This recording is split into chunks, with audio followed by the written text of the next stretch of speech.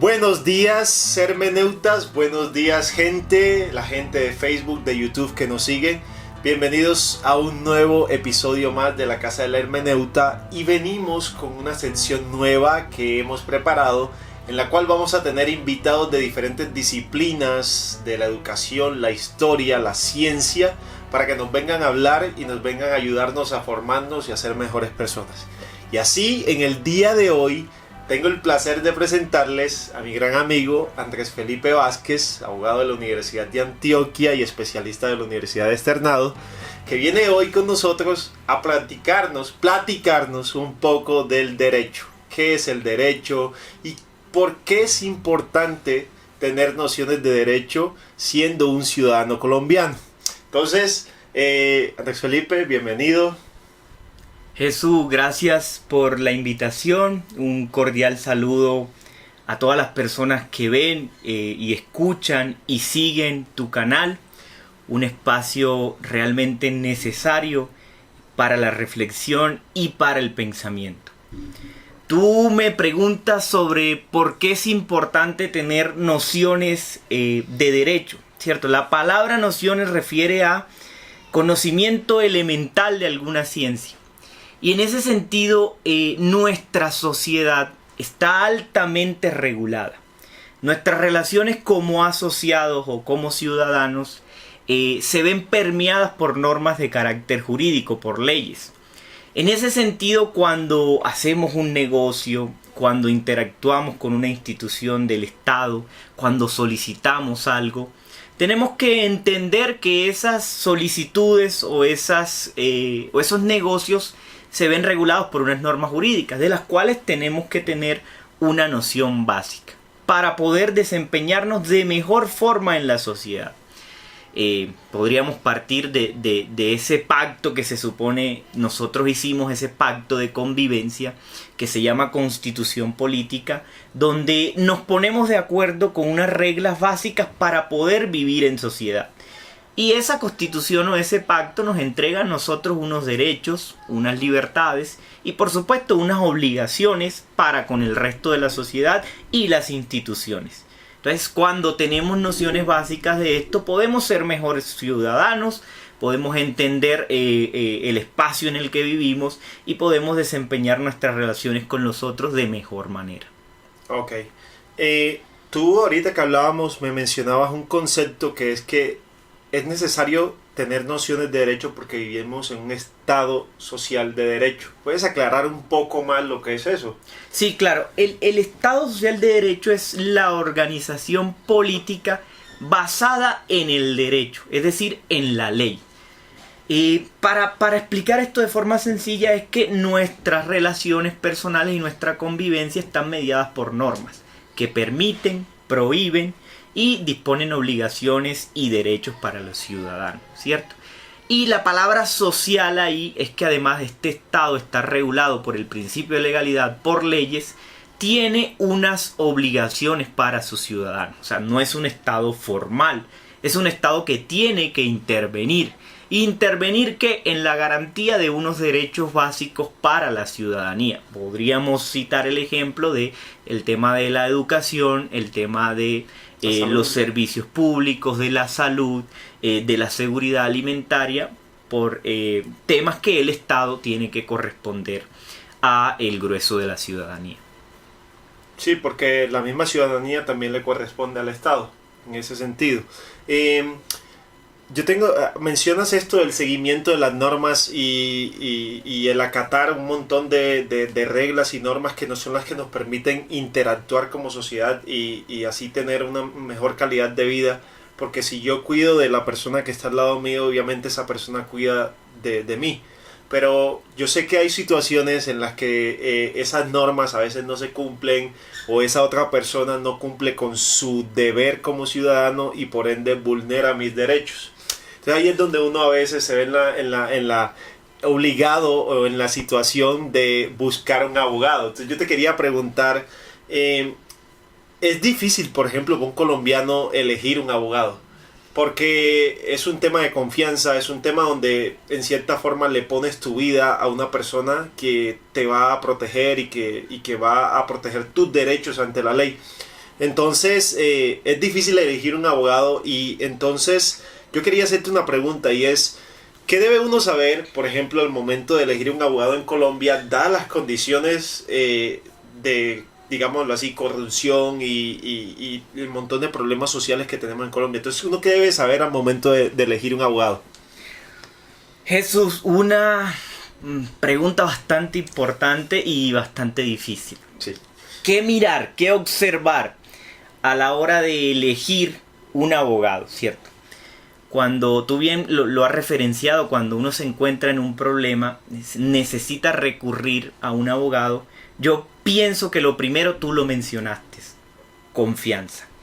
Que ese abogado, ese profesional del derecho te genere confianza. Porque tú le estás entregando al profesional un problema, una situación de conflicto, de litigio, y esperas de él las posibles soluciones. Entonces, lo primero es que esa persona te inspire confianza. Segundo, para una buena elección de un abogado, hay que revisar sus antecedentes, su experiencia. Es decir, qué dicen de ese abogado los clientes que ha tenido durante su ejercicio profesional. Que el abogado sea recomendado, que haya cumplido con su obligación como representante jurídico de la persona o del ciudadano. Revisar la especialidad del abogado. El mundo del derecho es bastante amplio, se divide en muchas ramas.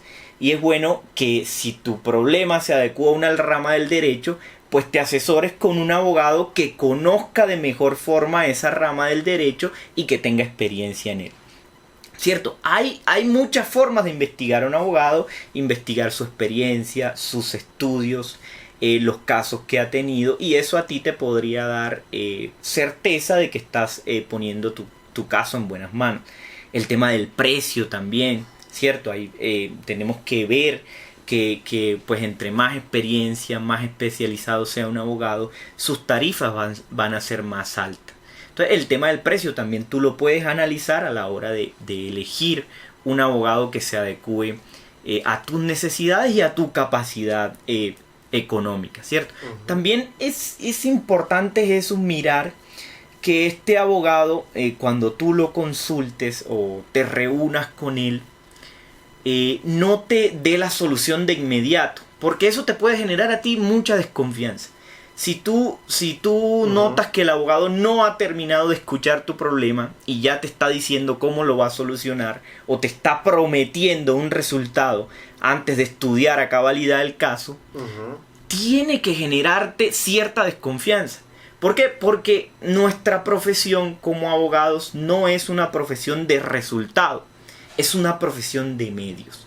Porque no sabemos qué argumentos tiene la contraparte y cuál va a ser la posición que tome el juez. Esto lo estoy diciendo en caso de un litigio, ¿cierto? Ante las instituciones del poder judicial. Sí. A lo que te refieres es entonces que un abogado por lo general nunca sabe el fin, nunca sabe cómo va a acabar.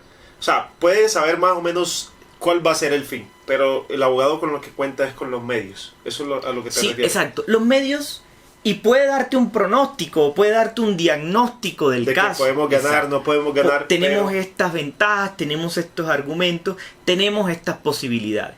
Pero si un abogado en principio, sin estudiar bien el caso, sin leer bien, sin escuchar los hechos que tú le tienes, sin analizar las pruebas con las que cuentan, te promete un resultado, sí, la evidencia, te promete un resultado, eso debe generar una sospecha en el cliente, ¿cierto? Porque no es posible prever un resultado sin antes haber estudiado de forma detallada el caso, sí. El caso de la que yo tengo y la que tiene la defensa de la otra persona. Es correcto.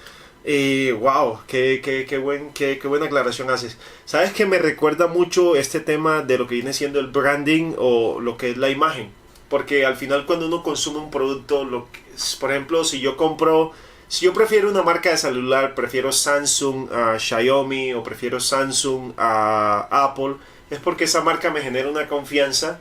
Entonces me estás diciendo que debemos aplicar casi el mismo rasero al momento de elegir un abogado. qué tipo de elementos hace que esta persona que yo estoy eligiendo sea la que prefiero en el mercado, ¿cierto? ¿Es algo así a lo que te refieres? Sí, es un servicio que se ofrece, ¿cierto?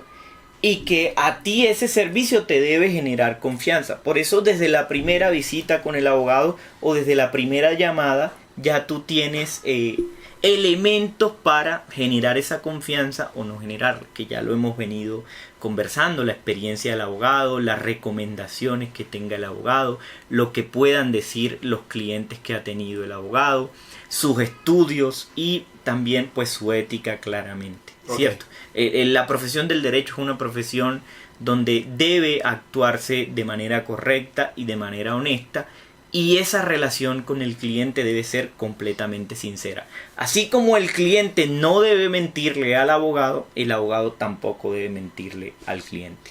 Entonces, hablas, de acuerdo a lo que te entiendo, que es necesario conocer quién es la persona que se esconde tras el servicio que te va a dar. Entonces entiendo que la persona y el ser, la formación de esa persona como una persona integral y ética, es importante el momento de elegirla, claro que, dado que es esa ética la que obviamente también opera al momento de darte un buen servicio, ¿sí? Eso también es lo que quieres decir. Entonces, llegando a eso, quiero preguntarte algo, porque para ninguno de nosotros es un secreto que en Colombia la profesión del derecho ha sido vulnerada y ha sido desprestigiada en cierta forma por el mismo ejercicio, en muchos casos, de los mismos profesionales del derecho. Entonces yo te quería preguntar, ¿por qué el derecho es una profesión que se ha venido desprestigiando tanto en Colombia y qué tienes que decirnos con respecto a eso?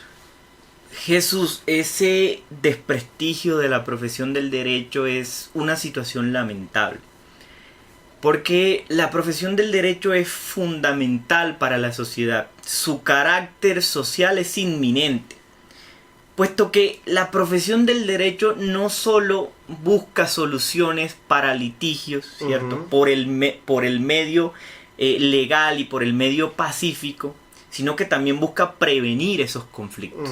Cuando dos asociados se traban en un conflicto, ¿cierto? La forma pacífica de solucionarla es por medio del proceso judicial, o por medio de una conciliación, o por medio de una alternativa diferente al proceso ordinario.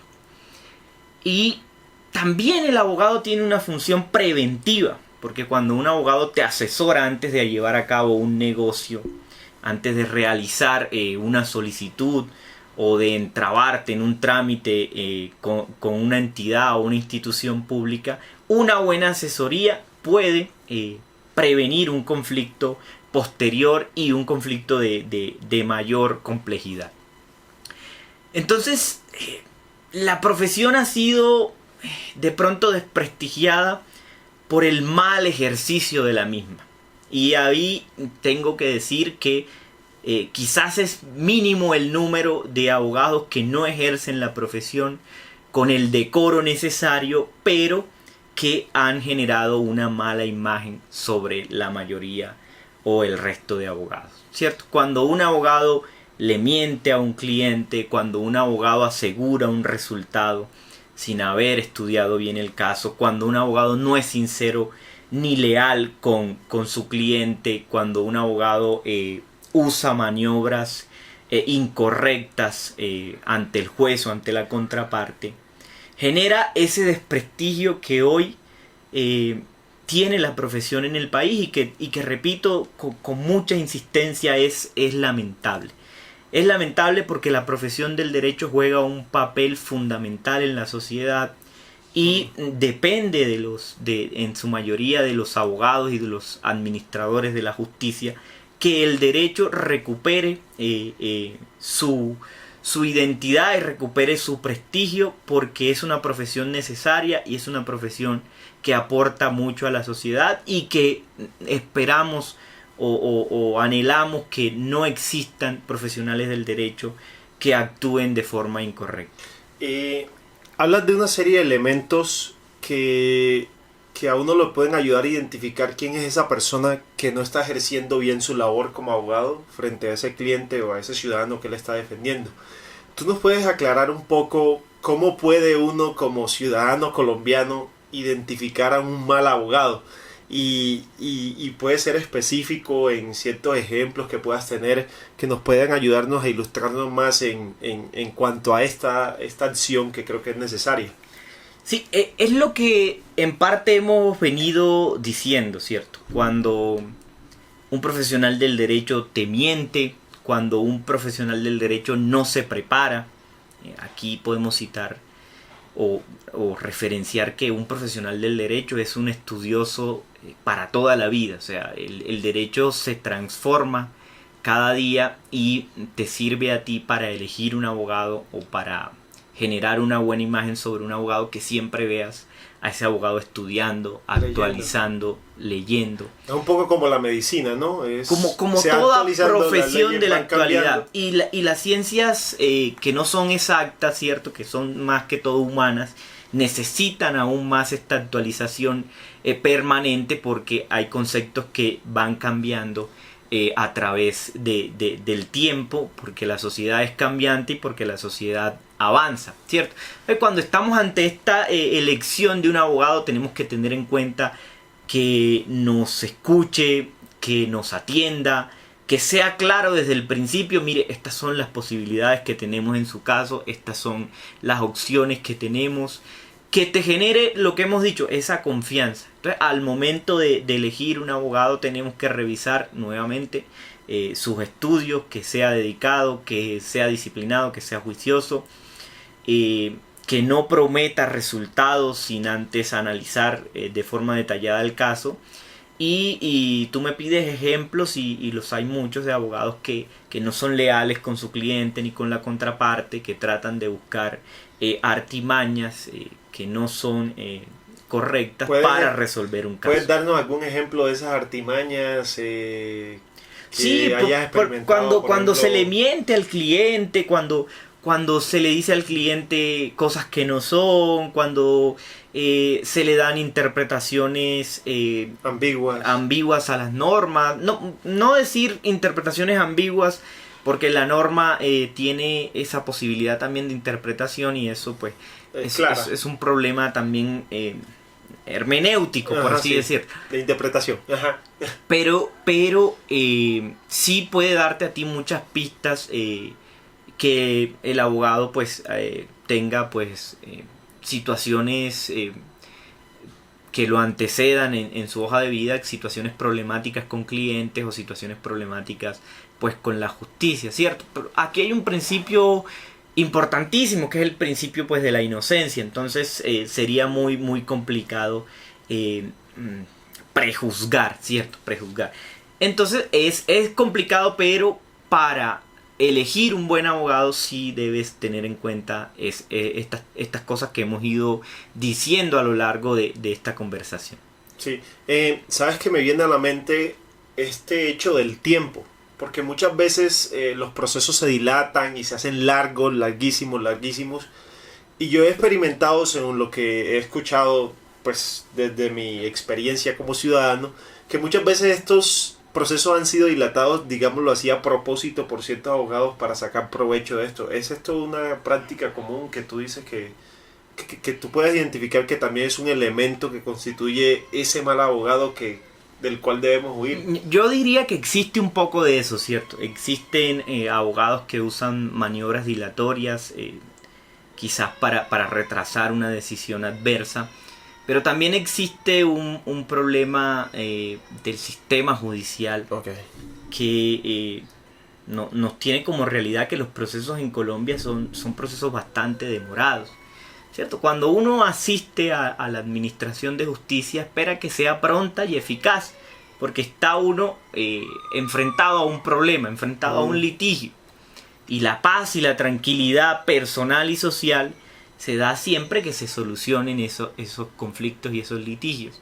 Y pues está congestionado, nuestro aparato judicial está congestionado, tenemos pocos jueces y muchos litigios. Eso hace que un proceso judicial tarde, tarde mucho. Por eso se han implementado mecanismos alternativos de solución de conflicto. Y yo abogo por el derecho preventivo.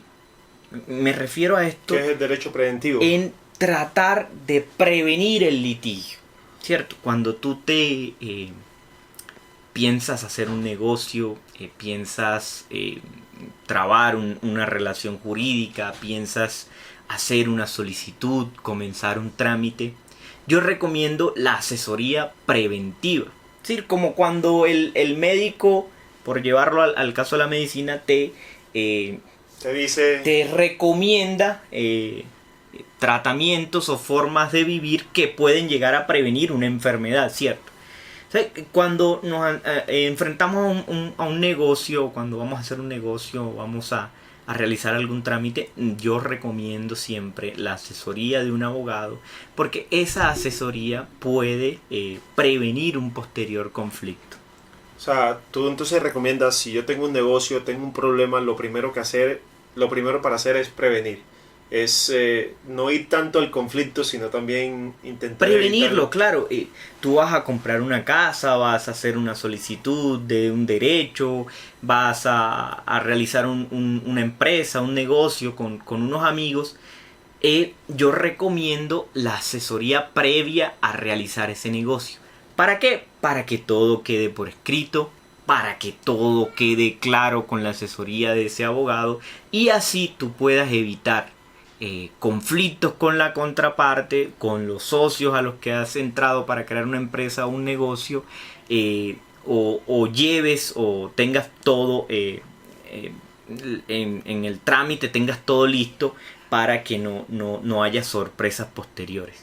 Ok, no, gracias por esa explicación.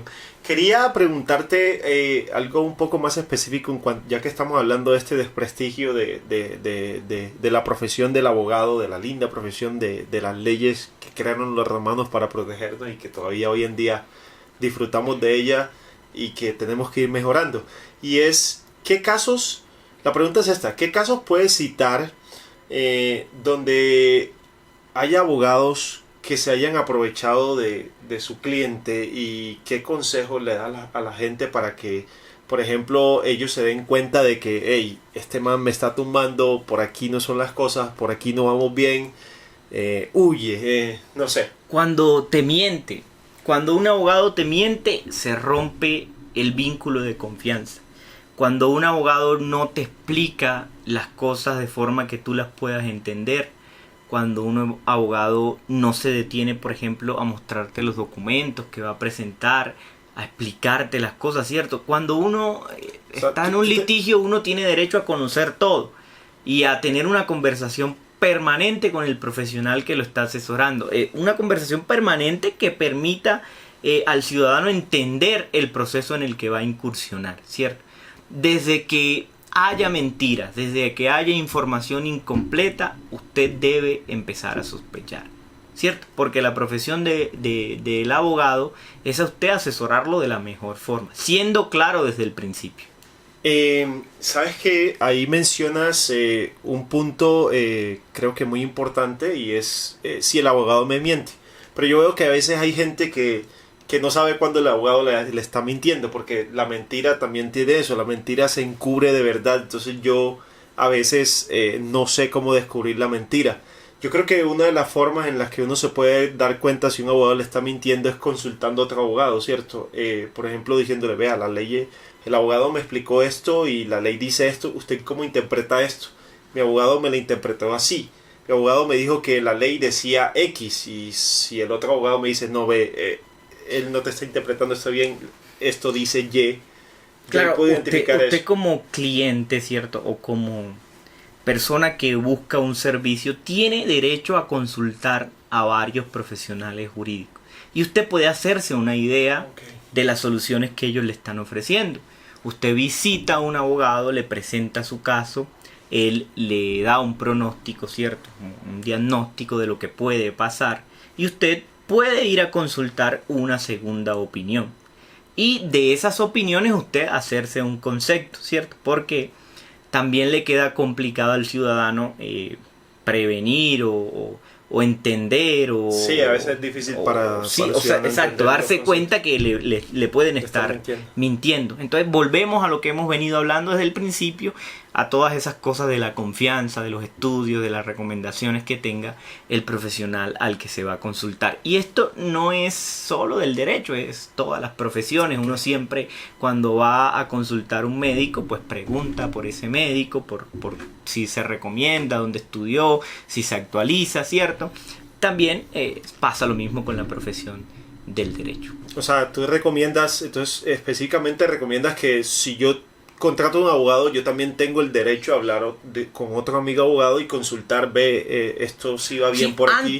Antes, porque cuando ya... tú lo recomiendas que lo hagamos sí, antes. Claro. Cuando antes ya un abogado ha asumido el caso, pues ya ese es su profesional jurídico y no sería ético estar consultando... No, pues no cambiarlo. Cambiarlo usted puede si el abogado no ha cumplilido con sus funciones, ¿cierto? Okay. Al comenzar una relación de prestación de servicios jurídicos, usted firma un contrato en que el abogado se obliga a hacer unas cosas, a desempeñar su representación y a buscar tales pretensiones que usted tenga en el litigio que está trabajando.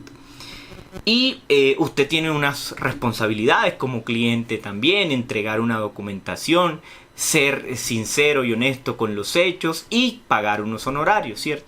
Entonces, cuando usted firma ese contrato, ahí queda trabada toda la relación entre el abogado y el ciudadano, ¿cierto? Las cláusulas por las que se va a regular la prestación de este servicio, que usted pues tiene todo el derecho de exigir que eso se haga como se ha dicho ahí. Pero reiteramos, la profesión del derecho es de medios, no de resultados. Entonces, cuando un abogado le asegure, eso lo ganamos, no se preocupe, este va a ser el resultado, usted puede empezar a pensar, a dudar o preguntarle, doctor o abogado, dígame por qué usted dice que esto es seguro que lo vamos a ganar.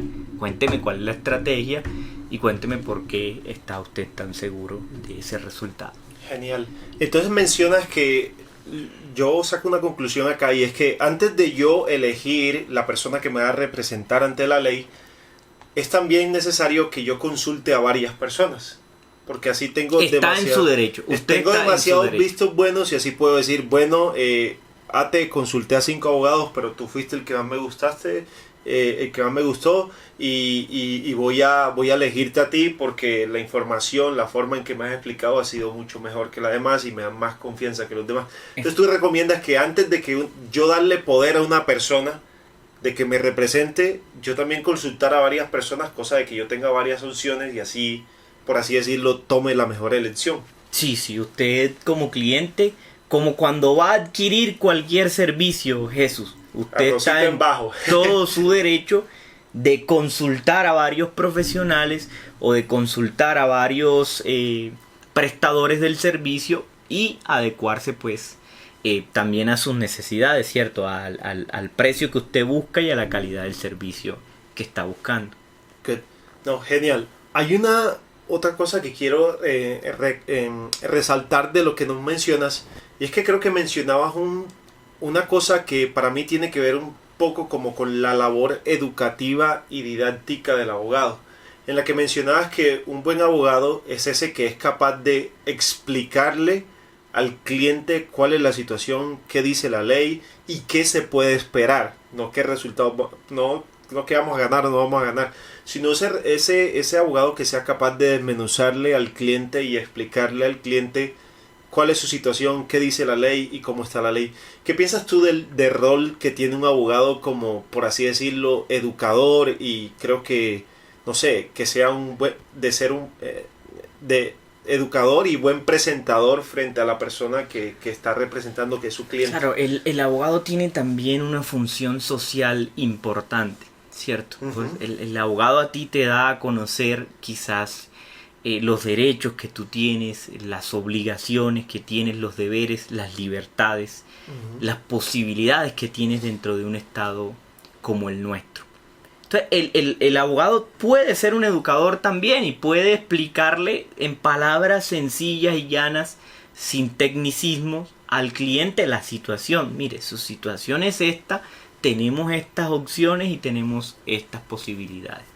Y hacerle claridad, es que se pueden explicar las situaciones jurídicas de forma sencilla, de forma que la persona pueda apropiarse de sus derechos, apropiarse de sus deberes, de forma que eso mejora la convivencia. Siempre que uno entiende cuáles son sus libertades, siempre que uno entiende cuáles son sus obligaciones para con los demás, porque vivimos en sociedad y vivir en sociedad tiene unas responsabilidades, usted va a ser mejor ciudadano, y en tanto usted sea mejor ciudadano, va a existir más armonía y más paz social. Total. Ahora que... No, gracias por tu claridad. Ahora que mencionas esa palabra, ese concepto de la paz social, en nuestro país se da un caso, y es que la justicia, por así decirlo, en nuestro país cojea mucho. Es difícil a veces saber o ver que se hace justicia ante el montón de injusticias que nos abruman a diario en los medios. Entonces, yo creo que quiero hacerte una pregunta, y es entonces, ¿por qué es necesario confiar, por ejemplo, en el ejercicio de la ley y no en el ejercicio de la justicia por mano propia, que es muy común en el país? Y que de hecho uno lo ve siendo alentado, de hecho, por las películas, por las series, donde dicen, no espere que el gobierno o que el Estado tome justicia por usted tome justicia por mano propia.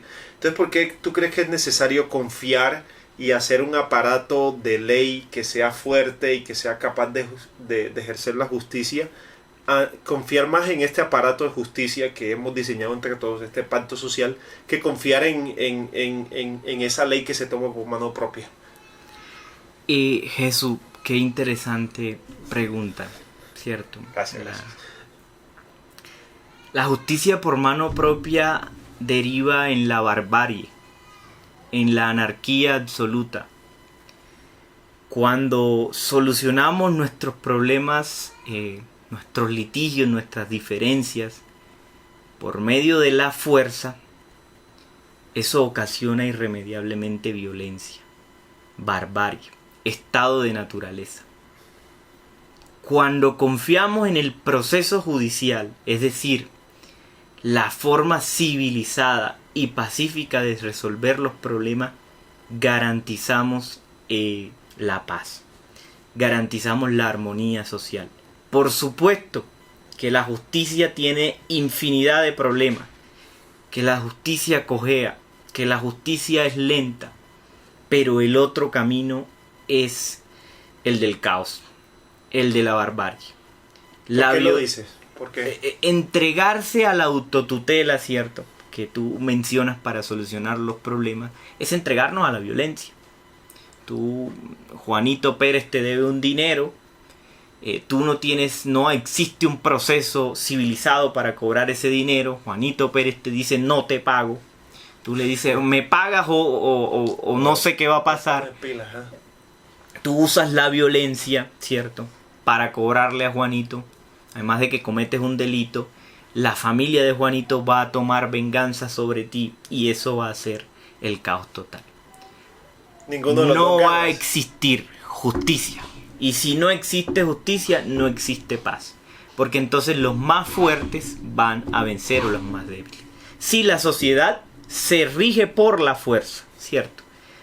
Ahora, si la sociedad se rige por el proceso judicial para solucionar sus problemas, entregamos la posibilidad de resolver un problema jurídico al Estado, ¿cierto? Le damos la soberanía al Estado para que solucione nuestras diferencias y se la damos mediante un proceso judicial que termina en una decisión que el Estado puede hacer exigible por la fuerza, pero que fue con principios fundamentales como que tú tenías derecho a defenderte, que tú tenías derecho a presentar tus pruebas, que tú tenías derecho a mostrar tu versión, y al final el proceso nos va a arrojar una verdad procesal, ¿cierto? Una verdad que se ajuste a los hechos y a lo que se discutió en el proceso. Eso va a dejar a las partes satisfechas. En cambio, si lo resolvemos por el camino de la violencia, ¿a dónde podríamos llegar? Me parece sumamente, no sé, también hermoso lo que dices porque recalcas el hecho de que si usamos violencia llegamos a la barbarie para solucionar nuestros problemas y que cuando una vez la violencia se da y yo, no sé, soluciono mis problemas por la violencia, lo que se crea es un caos donde siempre va a ganar el más fuerte. Me parece sumamente importante eso que dices, donde si yo me voy a los puños o a los tiros con la persona con la cual tengo el problema, entonces el que va a ganar al final es el más fuerte de los dos. Entonces no hay justicia. Pero me gusta recalcar me gustaría resaltar ese hecho precisamente porque creo que según lo que leo que nos estás diciendo es que la justicia también opera porque y es beneficiosa porque también la justicia protege al más débil, le da la oportunidad al más débil de luchar contra el más fuerte y ganar, porque por eso el Estado, por eso les da, yo creo que todos los individuos, los pobres, los ricos, los no ricos, los medio ricos, le hemos dado tanto poder al Estado, cosa de que el pobre y el rico estén en la misma balanza, en la misma equidad, cosa de que así, si es justo que rico gane, que gane rico, pero si es justo que gane el pobre, también que gane el pobre y no que gane el más fuerte. Entonces creo que me parece... Claro, tú lo has resumido de buena manera, porque en el triunfo de la fuerza triunfa la violencia, tú lo has dicho, triunfa el más fuerte, pero no triunfa la razón. ¿Qué nos ofrece el proceso? El proceso judicial nos garantiza que va a triunfar la razón, o vamos a estar más cerca de que quien triunfe sea el que tenga la razón y no el que tenga la fuerza. Y Jesús, es que eso trae como consecuencia que si ganan los más fuertes, tú también lo dijiste, no hay justicia. No hay justicia. El que tenga las armas, el que tenga las posibilidades, va a ser el que en un estado en que los problemas se solucionen por la fuerza, ese va a ser el que gane. Y es terrible que eso pase, porque entonces la razón queda a un lado, la evidencia queda a un lado y volvemos a la barbarie, entonces no avanzamos como sociedad y es que yo creo que de eso se trata, ¿cierto? De que la justicia está para todos, entonces yo creo que debemos entregarnos a ella, porque si le hemos dado ese poder a ese leviatán que es el Estado, de que nos proteja, ese, digámoslo así, ese Dios, ese aparato gigante de que nos protege y nos dé justicia a todos, entonces todos tenemos que protegerlo para que el aparato funcione, ¿cierto? Tanto los ciudadanos como las personas. Claro, es que ¿quién es el juez? El juez es un sujeto que nosotros hemos dotado de un poder grandísimo. Okay. Es que el juez va a decidir sobre nuestras vidas, ¿cierto? La soberanía reside en nosotros, en los asociados. Por medio de esa soberanía nosotros le hemos entregado al juez de la República un gran poder, el poder de dirimir, de solucionar nuestros conflictos, ¿cierto? Hay un tercero, imparcial, que va a solucionar el conflicto de acuerdo a los hechos y a las pruebas.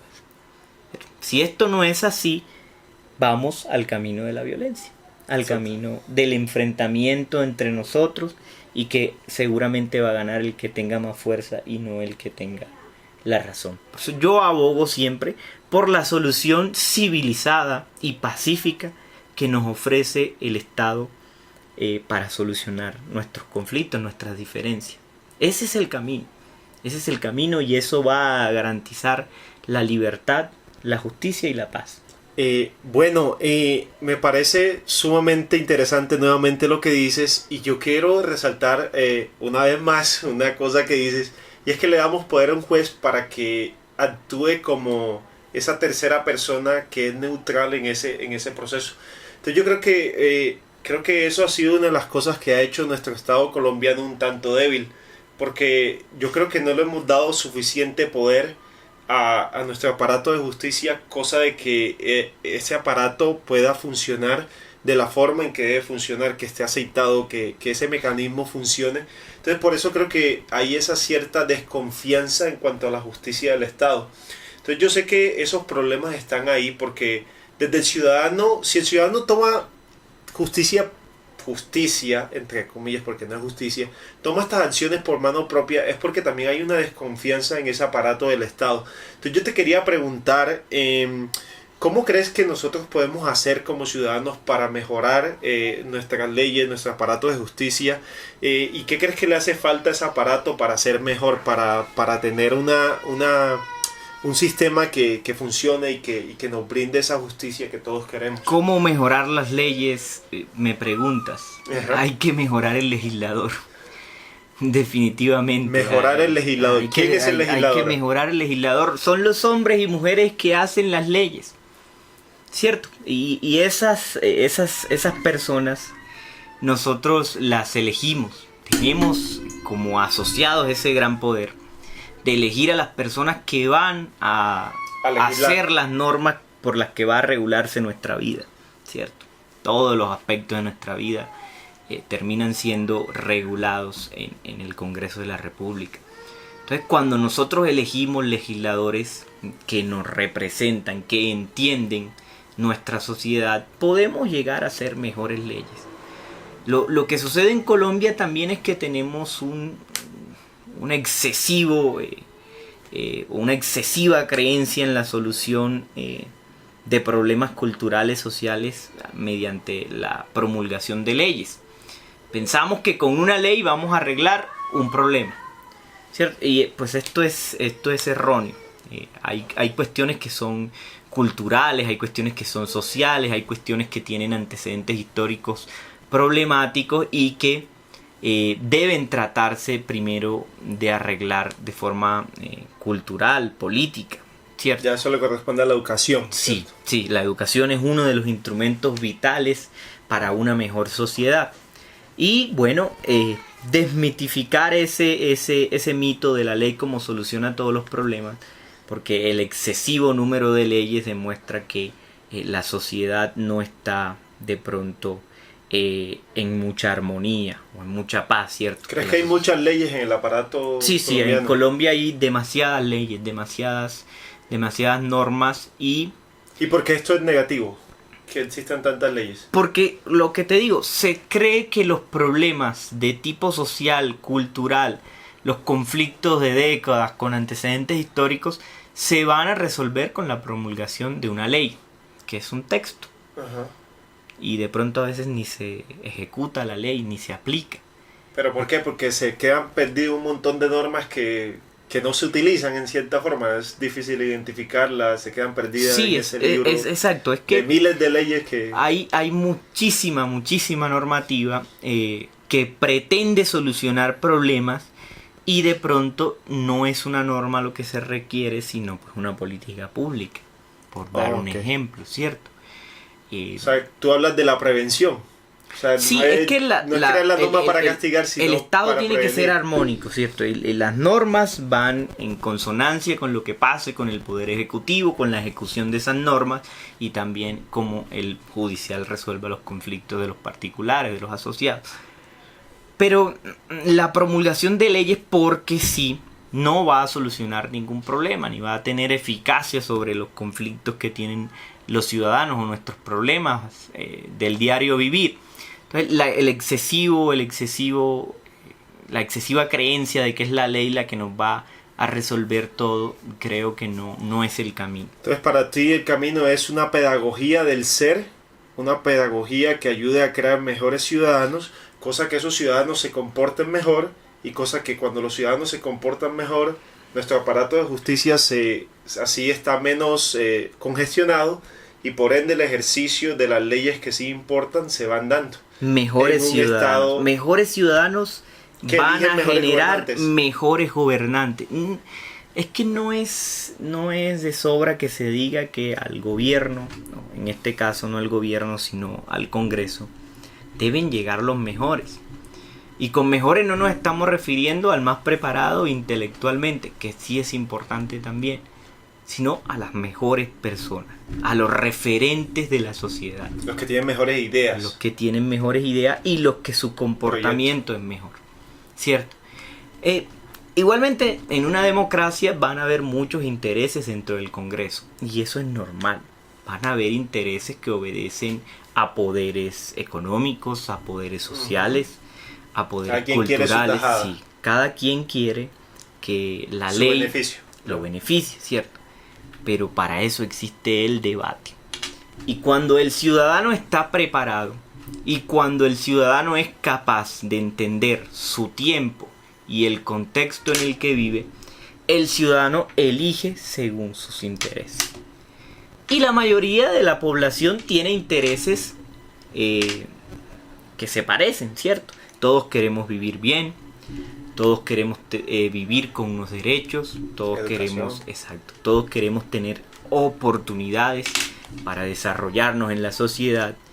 Y eso se puede lograr. Para eso hay un Estado. El Estado colombiano es un Estado social de derecho, es un Estado de bienestar, con unas obligaciones para con sus ciudadanos. Esas obligaciones estamos en deuda. El Estado colombiano está en deuda con sus ciudadanos porque no se han cumplido. Pero mejores ciudadanos, mejores gobernantes, en algún momento van a garantizar que esos derechos y que esas obligaciones que el Estado colombiano se ha hecho con nosotros sean realizables. Mencionas una palabra que quiero retomar porque me parece genial que la menciones, y es esa palabra del debate en toda esta constitución y mejora del aparato de justicia que tenemos, el Estado social de derecho que tenemos. Entonces, no sé si nos puedes aclarar un poco más por qué el debate es importante para tener un mejor Estado. Claro, partimos, ¿cierto?, de que somos una democracia. Y en la democracia se respeta la visión distinta, el pensar diferente, ¿cierto? Cuando se va a promulgar una ley, es esencial que exista un debate de ideas, donde haya ciudadanos que nos digan por qué eso es una buena idea y por qué no es una buena idea, ¿cierto? Vamos a hacer una reforma tributaria que va a gravar a los ciudadanos de tal forma. Entonces, eso no puede ser instantáneo. Eso tiene que pasar por un debate. Y el ciudadano informado, y el ciudadano que pues lee y se actualiza, va a decir, este señor me está presentando unas ideas que son beneficiosas para él y para su grupo. Este otro señor me está presentando unas ideas que nos pueden beneficiar a nosotros, ¿cierto? Cuando yo escucho un debate, saco conclusiones, pero un debate real, un debate... no donde estén diciendo, tú eres malo, yo soy bueno, tú eres malo, yo soy bueno. No con esos... No ad hominem, con falacias. Exacto, no con esas falacias, sino donde las ideas realmente se enfrenten para que podamos tener una síntesis de qué es lo mejor. Sí, un debate es ese debate donde dicen, vea, mi idea es esta, yo tengo pensado hacer esto y esto nos va a dar estos resultados. Señorito, esta idea es mala porque no nos va a llevar esos resultados por esto y por esto y por esto. O, señorito, esta idea está bien, estoy de acuerdo contigo y es buena porque nos va a llevar a estos resultados por esto y por esto y por eso. Pero no hay una idea donde estamos, no, que tú eres mala persona, que tú fuiste, que tú hiciste. Que también entra en el saber quién es esa persona, pero también discutamos cuáles son los proyectos de gobierno que nos están dando, ¿cierto? ¿Qué se está proponiendo? Sí, exacto. Pues en el caso que venimos referenciando de una ley, al ciudadano del común le queda muy difícil estar pendiente a los debates del Congreso por sus obligaciones laborales, académicas, ¿cierto? Lo que uno vive el día tras día. Uh-huh. Pero sí es importante algo y es desarrollar el pensamiento crítico. Que usted sea capaz de reflexionar por usted mismo.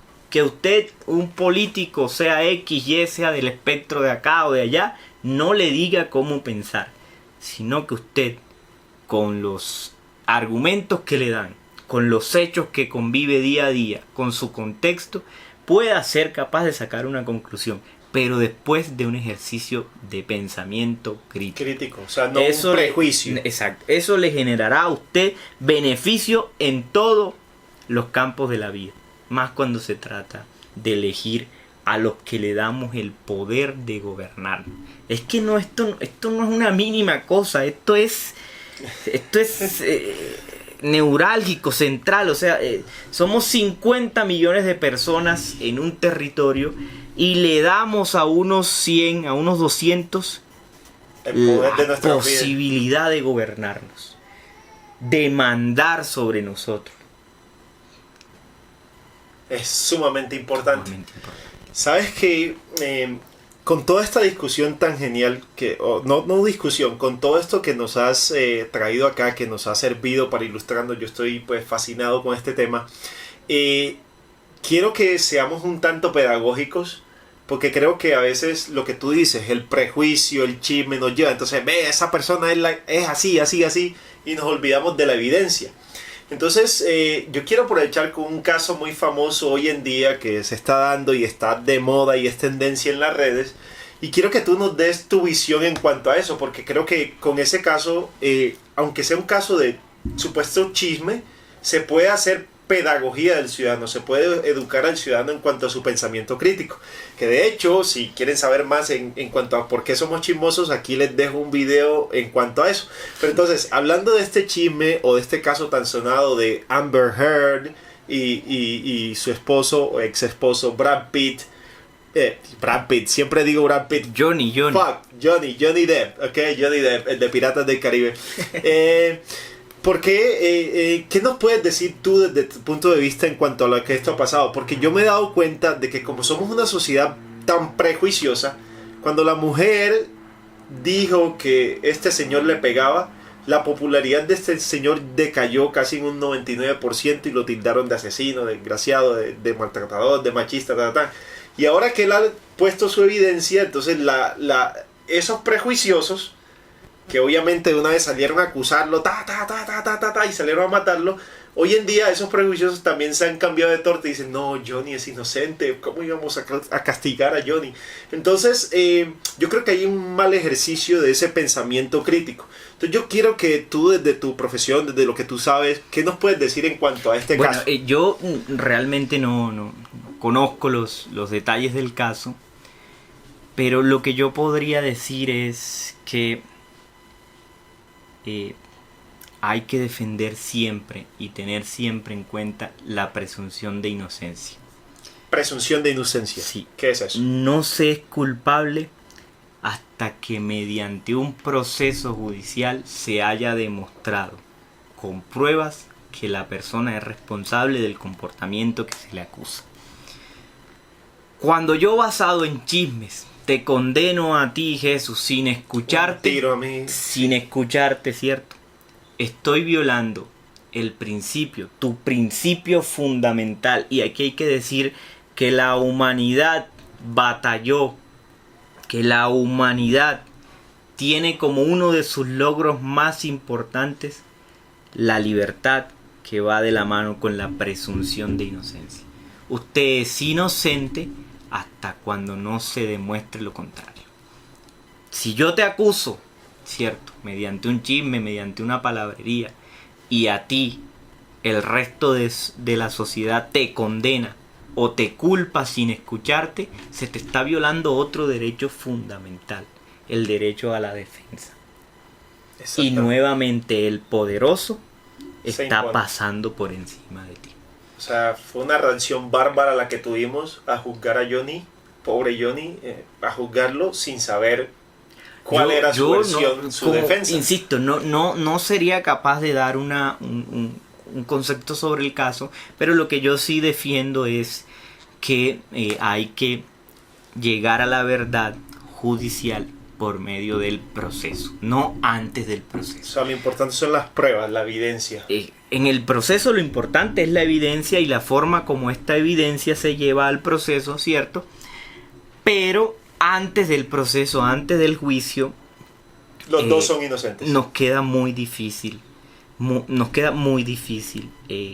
darle la razón a alguien. Exactamente. Es complicado. Pero es que lo que yo siento es que con las redes nos queda muy fácil darle la razón a alguien enseguida. Entonces, la mujer denuncia. Ese es un problema de la intervención de los medios masivos de comunicación en el tema de la justicia, ¿cierto? Desde los medios y desde el mismo ciudadano a también. veces cuando se informa no se informan los hechos sino las opiniones. Entonces pues se dice este señor es culpable, este señor es inocente sin haber cruzado el proceso, que es la única forma racional de llegar a la verdad o a lo que más se acerque a la verdad. Es eso. Es eso. Para finalizar, tú decías que la presunción de inocencia fue un paso, digámoslo así, evolucionador, un paso evolutivo que dimos como cultura a nivel histórico. ¿Por qué lo dices? Claro, aclara porque un poquito antes más. de la presunción de inocencia, quien tenía el poder, por decir el rey, decía, ese es culpable, a la mazmorra, O al a la cadalso. horca. Listo. A Y de la pronto cruz. ese no Pues, era ok. culpable. Exacto. De pronto esa persona era inocente. Ok. Entonces se te violan todos los derechos habidos y por haber Te matan. cuando se te condena sin un proceso. Exactamente. Porque puede que tú eras inocente. Y eso es lo que venimos hablando del poder. ¿Cuál es el contrapeso al poder? Que yo se me presume inocente hasta que el poder, por un proceso imparcial, justo y que se decida por medio de las pruebas, me encuentre culpable. Si no me encuentra culpable, yo soy inocente. Mencionas algo genial y es que veo que también el ejercicio del derecho tiene que ser inmune al ejercicio de la propaganda. Porque muchas veces la propaganda es la que utiliza el poderoso. El poderoso tiene poder de hacer propaganda y desprestigiar al otro. Este man es malo, este man es esto, este man es esto. Y terminamos condenando a veces a una persona que puede ser inocente. ¿Cuántas veces no ha pasado, cierto? Que, no sé, hemos matado a alguien, hemos acabado con la vida social de alguien, con la vida profesional de alguien, siendo esa persona inocente. Entonces yo creo que es importante que también recalques eso, que la justicia tiene que estar más allá también de los medios, de la misma propaganda, porque siempre hay manipuladores que se pueden aprovechar y pueden utilizar su poder para desprestigiar a alguien y hacerlo culpable siendo esa persona inocente. Sí, Entonces, eso es hace parte lo de que defender está esa pasando inocencia. con este juicio que tú mencionas, que es transmitido en vivo y hay fuerte audiencia, hay público siguiendo el juicio, y pues ese público tiene sus opiniones, ¿cierto? A medida Pero son opiniones. que han ido mirando, sí, hasta el momento son opiniones, porque no se ha resuelto la verdad procesal, no se ha llegado a una solución por medio de ese proceso que están cursando estas dos personas. Yo no voy a decir que cuando termine el proceso esa sea la verdad, ¿cierto? Exacto. Pero se cursó lo menos malo para llegar a la posibilidad de la verdad, ¿cierto? Porque pues si nos vamos a guiar en los chismes o en lo que diga yo, lo que digas tú, lo que diga el otro, muy, muy fácil de tumbar esa realidad. Pero acá se cursó un proceso, se llevaron unas pruebas, se escucharon a unas personas, y pues ya el juez, mediante su decisión, nos mostrará cuáles fueron los hechos que generaron todo este proceso. Bueno, yo creo que nos queda demasiado claro ese aspecto. Entonces es saber defender eso que es la presunción de inocencia y siempre atenernos a lo que viene siendo la evidencia y las pruebas para poder intentar llegar un poco, como en la ciencia, intentar llegar un poco a eso que es la verdad, que es muy difícil de llegar y de conocer, porque por eso estudiar es difícil, porque estudiar es llegar a la verdad y eso cuesta, eso es sudor, pero para eso tenemos profesionales del derecho como tú, que espero que nos hagan mucho más fácil esa labor hacia una sociedad mucho más justa y equitativa para todos. Bueno, en este orden de ideas, Andrés Felipe Vázquez, mi amigo, yo te agradezco mucho por venir, compartir tu conocimiento, tu visión de nuestra realidad colombiana, y a todos ustedes que nos ven les agradezco demasiado y quédense porque la Casa de la Hermeneuta va a ser una casa para la educación, una casa donde vamos a tener nuevos invitados, vamos a tener biólogos, físicos, vamos a tener emprendedores, vamos a tener futbolistas, vamos a tener un montón de expertos en disciplinas diferentes que sé que les van a contribuir mucho y les van a ayudar a ver su sociedad de una forma diferente y también hacer esa diferencia que todos queremos hacer en pro de una Colombia mejor. Entonces les agradezco mucho que estén acá y le agradezco mucho a mi amigo Andrés Felipe Vázquez por venir y compartir sus conocimientos. No, Jesús, muchas gracias por invitarme a este espacio. Muchas gracias a las personas que nos han escuchado, que nos han visto. Y la intención es siempre la misma, generar una reflexión. Nada de lo que se ha dicho aquí obedece a la verdad. Solo quiere ayudar a seguir pensando. Creo que esa es la función principal de este espacio tan interesante que está generando, para que pensemos, reflexionemos, dudemos y volvamos a dialogar, ¿cierto? Eso nos hace mucho mejores ciudadanos. Volver a dialogar, volver a pensar, volver a creer que mediante el debate y el diálogo podemos encontrar caminos que nos asemejan.